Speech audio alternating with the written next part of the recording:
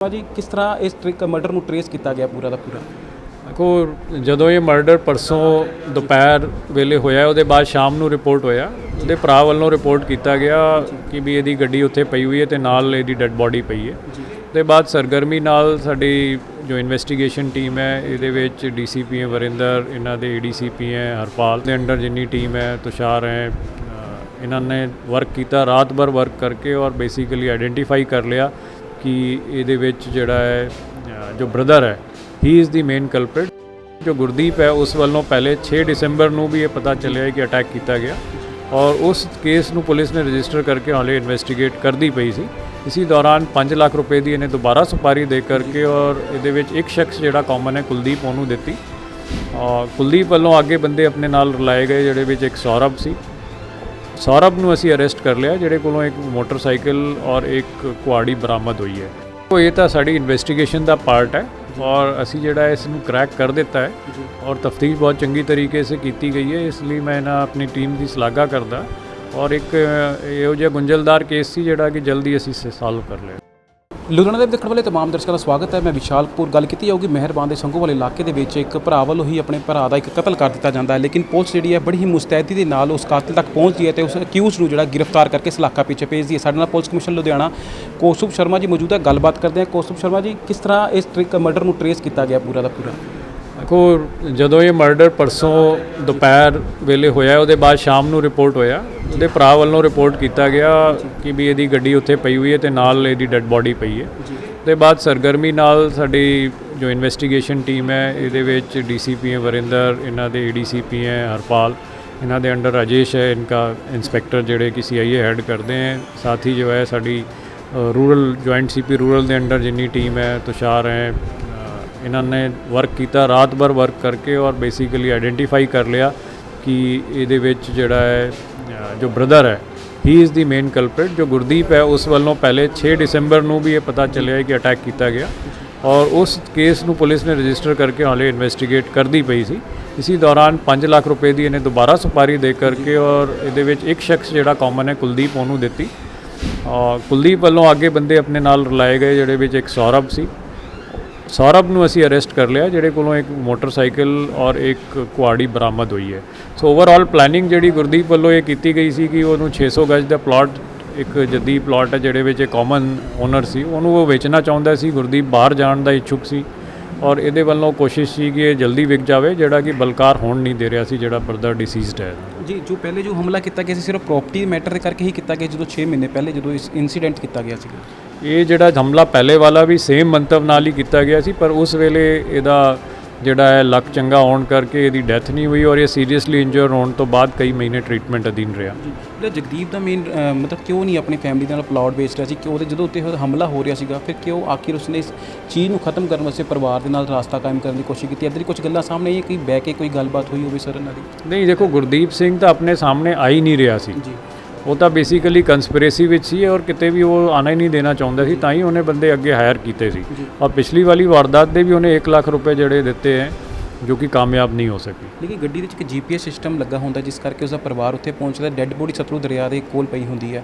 ਲੇਕਿਨ ਪੁਲਿਸ ਨੂੰ ਜਦੋਂ ਸੂਚਨਾ ਮਿਲਦੀ ਹੈ ਤੇ ਪੁਲਿਸ ਕਿਸ ਅਕਿਊਜ਼ ਦੇ ਕੋਲ ਸਭ ਤੋਂ ਪਹਿਲੇ ਪੈਰਵਾਈ ਕਰਦੀ ਹੈ। ਦੇਖੋ ਇਹ ਤਾਂ ਸਾਡੀ ਇਨਵੈਸਟੀਗੇਸ਼ਨ ਦਾ ਪਾਰਟ ਹੈ ਔਰ ਅਸੀਂ ਜਿਹੜਾ ਇਸ ਨੂੰ ਕ੍ਰੈਕ ਕਰ ਦਿੱਤਾ ਹੈ ਔਰ ਤਫਤੀਸ਼ ਬਹੁਤ ਚੰਗੀ ਤਰੀਕੇ ਸੇ ਕੀਤੀ ਗਈ ਹੈ। ਇਸ ਲਈ ਮੈਂ ਨਾ ਆਪਣੀ ਟੀਮ ਦੀ ਸ਼ਲਾਘਾ ਕਰਦਾ ਔਰ ਇੱਕ ਇਹੋ ਜਿਹਾ ਗੁੰਝਲਦਾਰ ਕੇਸ ਸੀ ਜਿਹੜਾ ਕਿ ਜਲਦੀ ਅਸੀਂ ਸੋਲਵ ਕਰ ਲਿਆ। ਲੇਕਿਨ ਸਰ ਇੱਕ ਗੱਲ ਹੈ ਛੋਟਾ ਜਿਹਾ ਸਵਾਲ ਹੀ ਹੈ ਕਿ ਲੋਕ ਜਿਹੜੇ ਨੇ ਕਈ ਵਾਰ ਪੈਨਿਕ ਹੋ ਜਾਂਦੇ ਨੇ। ਲੁਧਿਆਣਾ ਸ਼ਹਿਰ ਦੇ ਵਿੱਚ ਕਈ ਐਸੇ ਸਮਾਚਾਰ ਵੀ ਚੱਲ ਪੈਂਦੇ ਨੇ ਕਿ ਲੁਧਿਆਣਾ ਸ਼ਹਿਰ ਦੇ ਵਿੱਚ ਆਏ ਦਿਨ ਕਈ 5 ਦਿਨਾਂ ਤੋਂ ਲਗਾਤਾਰ ਵਾਰਦਾਤਾਂ ਹੋ ਰਹੀਆਂ। ਪੁਲਿਸ ਆਪਣੇ ਵੱਲੋਂ ਪੂਰੀ ਤਰ੍ਹਾਂ ਕਾਮਯਾਬ ਵੀ ਹੁੰਦੀ ਹੈ, ਲਗਾਤਾਰ ਅਕਿਊਜ਼ ਨੂੰ ਗ੍ਰਿਫਤਾਰ ਵੀ ਕਰਦੀ ਹੈ, ਲੇਕਿਨ ਲੋਕ ਜਿਹੜੇ ਪੈਨਿਕ ਹੁੰਦੇ ਉਹਨਾਂ ਨੂੰ ਕੀ ਕਹਿਣਾ ਚਾਹੁੰਦੇ ਹੋ ਕਿ ਲੋਕ ਕਾਫੀ ਮੁੱਦੇ 'ਤੇ ਤਕਰੀਬਨ ਜਿਹੜਾ ਹੈ ਇਹਦੇ ਵਿੱਚ ਜੋ ਇਨਸੀਡੈਂਟਸ ਹੋਏ ਸੀ ਤਕਰੀਬਨ ਸਾਰੇ ਸੋਲਵ ਨੇ। ਕਾਫੀ ਸਾਰੇ ਕ੍ਰਿਮੀਨਲ ਐਲੀਮੈਂਟਸ ਜਿਹੜੇ ਨੇ ਜਦੋਂ ਤੱਕ ਕੋਵਿਡ ਚੱਲਦਾ ਰਿਹਾ ਉਹਦੇ ਕਰਕੇ ਉਹਨਾਂ ਨੂੰ ਜਲਦੀ ਰਿਲੀਜ਼ ਕਰ ਦਿੱਤਾ ਗਿਆ।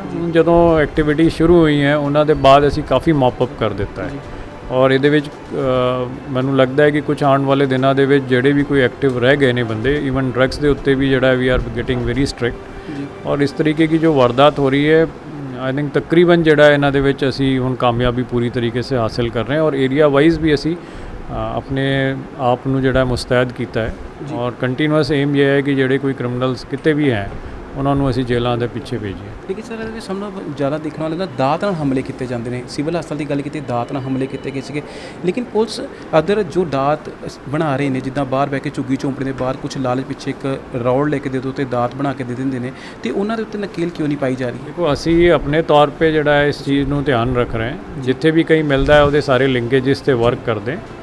और ਜਿਹੜੀ ਇਹ ਚੀਜ਼ ਹੈ इसके ऊपर ਅਸੀਂ ਆਲਰੇਡੀ ਲਿਸਟਿੰਗ ਜਾਰੀ ਕੀਤੀ ਹੋਈ ਹੈ, ਪਰ ਇਹ ਜ਼ਰੂਰੀ ਨਹੀਂ ਹੈ ਕਿ ਲੁਧਿਆਣਾ ਦੇ ਖੇਤਰ ਵਿੱਚ ਹੀ ਸਾਰੇ ਬਣਦੇ ਹੋਣ।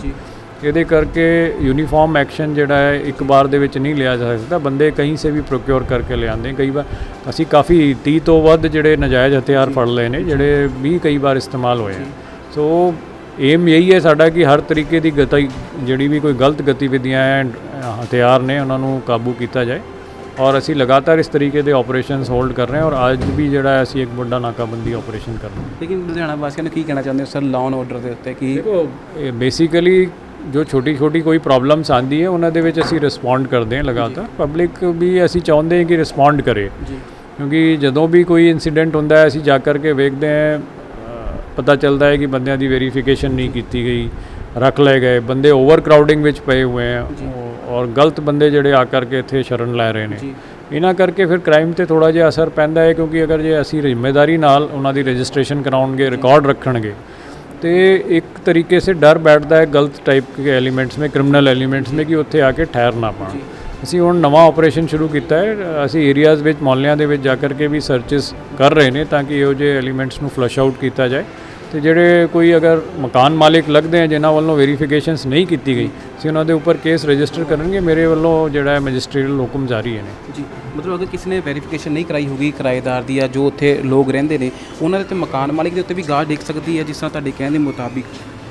देखो ये डेफिनेटली साडा एम है कि अगर कोई बार बार कहने के बावजूद भी इस चीज़ ਨੂੰ नहीं मन रहा है तो डेफिनेटली ਉਹਨਾਂ ਦੇ ਉੱਪਰ ਕਾਰਵਾਈ ਹੋਗੀ ਤੇ ਕੇਸ ਰਜਿਸਟਰ ਵੀ ਕਰਨਗੇ। ਅਤੇ ਅਸੀਂ ਬਹੁਤ ਹੀ ਕਾਬਿਲ ਤਾਰੀਫ ਕਵਾਂਗੇ ਸਰ ਲੁਧਿਆਣਾ ਪੁਲਿਸ ਨੂੰ, ਕਿ ਲੁਧਿਆਣਾ ਪੁਲਿਸ ਸਾਡੇ ਲਈ ਰਾਖੀ ਕਰ ਰਹੀ ਹੈ ਤੇ ਤੁਹਾਡੇ ਤਮਾਮ ਜਿਹੜੇ ਮੁਲਾਜ਼ਮ ਨੇ ਸਾਡੇ ਲਈ ਰਾਖੀ ਕਰ ਰਹੇ, ਕਿਉਂਕਿ ਜਿਹੜਾ ਕੇਸ ਸੋਲਵ ਕੀਤਾ ਕਾਫੀ ਗੰਭੀਰ ਵੀ ਸੀਗਾ ਤੇ ਸਿਵਲ ਹਸਪਤਾਲ ਗੰਭੀਰ ਸੀਗਾ। ਤੇ ਕੀ ਕਹਿਣਾ ਚਾਹੋਗੇ ਆਪਣੇ ਕੁਝ ਮੁਲਾਜ਼ਮਾਂ ਨੂੰ ਜੋ ਦਿਨ ਰਾਤ ਦੀ ਮਿਹਨਤ ਨਾਲ ਇਹ ਸਾਰੇ ਕੇਸ ਨੂੰ ਸੋਲਵ ਆਊਟ ਕਰਦੇ ਨੇ? देखो जो भी प्रॉब्लम्स, जो भी डिफ़िकल्टीज़ आ रही हैं वो असी डे टू डे असी उन्हां नाल डील करते हैं। मुलाजिम साडे जिहड़े ने बहुत ही तनदेही नाल ड्यूटी कर रहे हैं। लगातार साडी PCR टीम्स भी शक्की बंदियां नूं अरेस्ट कर रही हैं, उन्हां कोलों कई तरीके की रिकवरीज हो रही हैं, गड्डियां भी फड़ी जा रही हैं। तो मुस्तैदी नाल जिथे जिथे वो अपनी PCR टीम्स हैं उत्थे लगी भी हुई हैं। असी आप भी पब्लिक विच जा कर के साडे जिहड़े SHOs हैं, सांझ दे जिहड़े मुलाजिम हैं, सांझ दे इंचार्जेस हैं, ये भी मीटिंग्स कर रहे हैं। मतलब ड्रग्स के ऊपर हो, मतलब डोमेस्टिक वायलेंस ते अवेयरनेस हो, क्राइम अगेंस्ट विमेन हो, इस सारी चीज़ों के लिए भी असी फोकस करके और पब्लिक दे विच विचर रहे हैं। जो स्पेशल नाकाबंदी सर किस तरह रूल रहेंगे? देखो आज तो नाकाबंदी हर तरीके के क्रिमिनल्स डेटरेंट है और असी जल्दी वो शुरू करेंगे। उस तो बाद जिहड़ा है तुहानूं ਦੱਸ ਦੇਣਗੇ ਜੀ। ਬਹੁਤ ਬਹੁਤ ਸ਼ੁਕਰੀਆ। ਸਾਡੇ ਨਾਲ ਪੁਲਿਸ ਕਮਿਸ਼ਨਰ ਲੁਧਿਆਣਾ ਕੌਸਤੁਭ ਸ਼ਰਮਾ ਜੀ ਸੀਗੇ। ਤੁਹਾਨੂੰ ਦੱਸਿਆ ਕਿ ਲੁਧਿਆਣਾ ਪੁਲਿਸ ਦਾ ਇੱਕ ਕਾਬਲੇ ਤਾਰੀਫ ਕਦਮ ਹੈ ਕਿ ਜੋ ਸੰਗੋਵਾਲ ਮੱਤੇਵਾੜੇ ਦੇ ਵਿੱਚ ਜੋ ਕਤਲ ਹੋਇਆ ਸੀਗਾ ਉਸ ਨੂੰ ਬੜੀ ਬਖੂਬੀ ਤਰੀਕੇ ਨਾਲ ਲੁਧਿਆਣਾ ਪੁਲਿਸ ਨੇ ਜਿਹੜਾ ਸੋਲਵ ਆਊਟ ਕਰਤਾ। ਲੁਧਿਆਣਾ ਸਿਵਲ ਹਸਪਤਾਲ ਦੀ ਗੱਲ ਕੀਤੀ ਜਾਵੇ, ਉਹ ਵੀ ਕੇਸ ਨੂੰ ਬਖੂਬੀ ਜਿਹੜਾ ਸੋਲਵ ਆਊਟ ਕੀਤਾ ਹੈ। ਲੁਧਿਆਣਾ ਪੁਲਿਸ ਦੀ ਇੱਥੇ ਕਾਬਲੇ ਤਾਰੀਫ ਇਸ ਕਰਕੇ ਹੈ ਕਿ ਲੁਧਿਆਣਾ ਪੁਲਿਸ ਲਗਾਤਾਰ ਜਦੋਂ ਲਾਅ ਐਂਡ ਆਰਡਰ ਦੀ ਸਥਿਤੀ ਖਰਾਬ ਹੁੰਦੀ ਹੈ ਤਾਂ ਲਗਾਤਾਰ ਉਸ ਨੂੰ ਮੇਨਟੇਨ ਕਰਦੀ ਹੈ ਤੇ ਲਗਾਤਾਰ ਉਸ ਆਰੋਪੀਆਂ ਤੱਕ ਗ੍ਰਿਫਤਾਰ ਬਣਾਉਂਦੀ ਹੈ ਜਿਹੜੇ ਆਰੋਪ ਜਿਹੜੇ ਨੇ ਕਿਤੇ ਨਾ ਕਿਤੇ ਸ਼ਹਿਰ ਦਾ ਮਾਹੌਲ ਖਰਾਬ ਕਰਨ ਦੀ ਕੋਸ਼ਿਸ਼ ਕਰਦੇ ਨੇ। ਲੇਕਿਨ ਸਾਫ਼ ਪੁਲਿਸ ਕਮਿਸ਼ਨ ਲੁਧਿਆਣਾ ਨੇ ਸਾਫ਼ ਕਹਿਤਾ ਹੈ ਕਿ ਅਗਰ ਕੋਈ ਵੀ ਲੁਧਿਆਣਾ ਸ਼ਹਿਰ ਦਾ ਮਾਹੌਲ ਖਰਾਬ ਕਰੇਗਾ ਬਖਸ਼ਿਆ ਨਹੀਂ ਜਾਏਗਾ। ਲੁਧਿਆਣਾ ਤੋਂ ਕੈਮਰਾਮੈਨ ਹਨੀ ਦੇ ਨਾਲ ਮੈਂ ਵਿਸ਼ਾਲ ਕਪੂਰ, ਲੁਧਿਆਣਾ ਲਾਈਵ।